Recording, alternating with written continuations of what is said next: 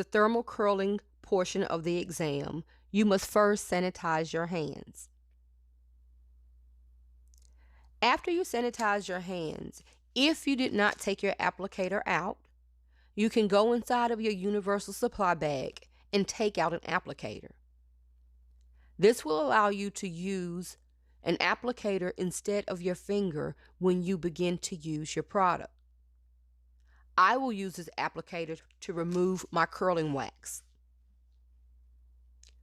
All items that are products to be used on your client must be labeled. So the thermal curling portion of the exam, the products that you may use, hairspray, and curling wax, or the product of your choice. You are not allowed to use aerosols.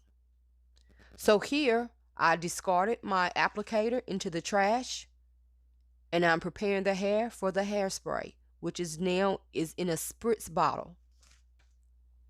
Once complete with that, I discard it in the items to be disinfected container, just like I did with the curling wax.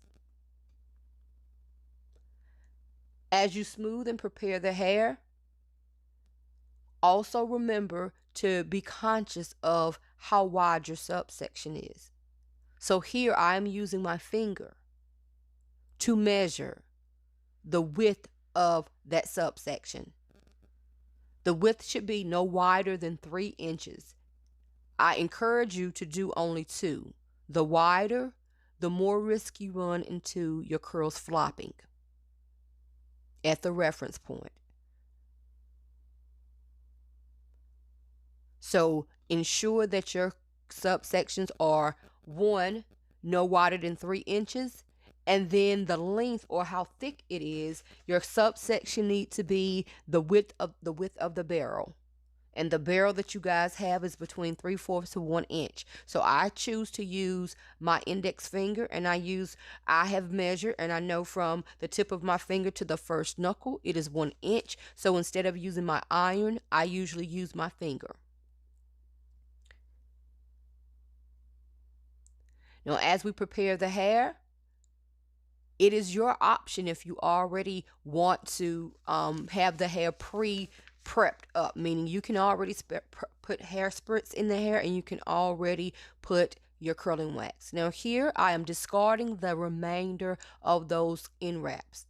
So I'm using an end wrap to test the curl. I'm going to hold that between 5 to 7 seconds. I think I held it for about 10 seconds, but 5 to 7 seconds. Once you're complete, discard it in the trash.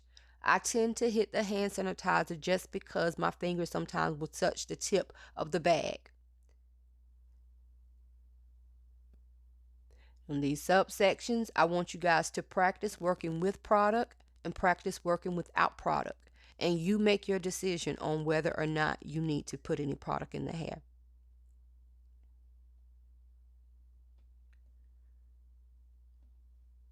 Now here, as you can see, I'm continuing to use my finger to measure. Now, as we get started, you're going to see that my comb, I must use the comb instead of my finger. If that comb is 1 inch, if that iron is 1 inch to the scalp or 1 inch towards my finger, I need to make sure that I have my comb.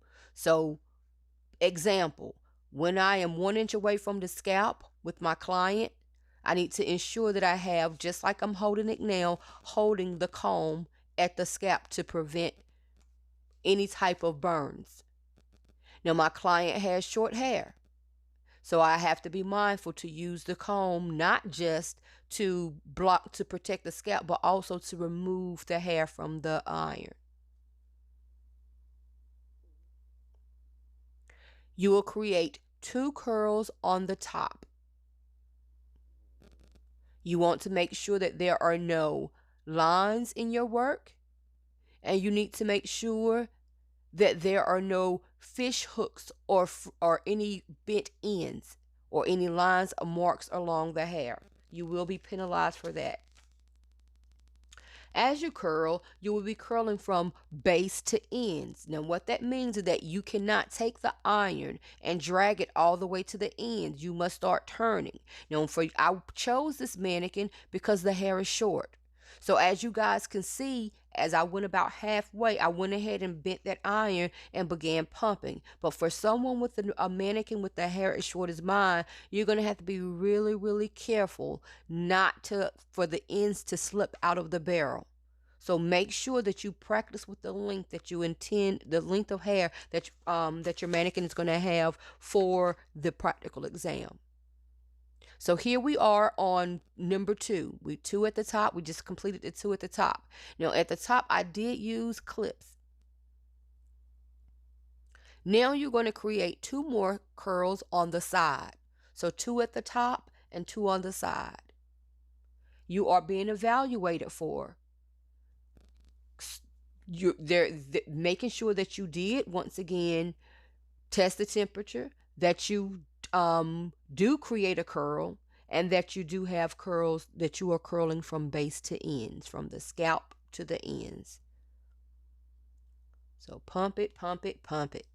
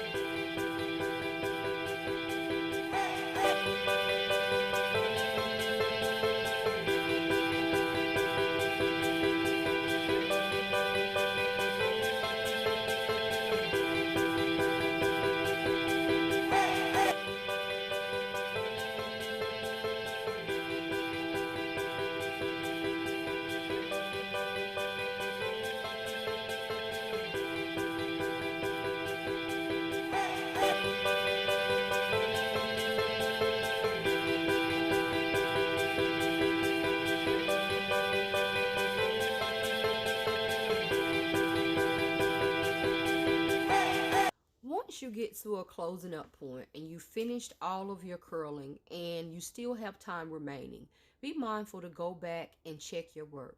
Here, my ends were a little weren't sealed, so I went back and sealed them on the side, and now I am removing those single prong clips that I used. So remember, it is an option that when you curl, you can place a single prong clip in there. I am also, now that I've completed my curls, I went ahead and discarded my items that were remaining on my station, and I'm ready to rock and roll. Now you have to remember that, see, I still have about a minute remaining, but if I did not have any time left, once that buzzer buzzes, I have to stop. Now I am also going in and turning off my curling iron at this time, and I am also unplugging the iron at this time. And from this point, it can sit until it is cooled off. Just have it removed by the time you go to client number two.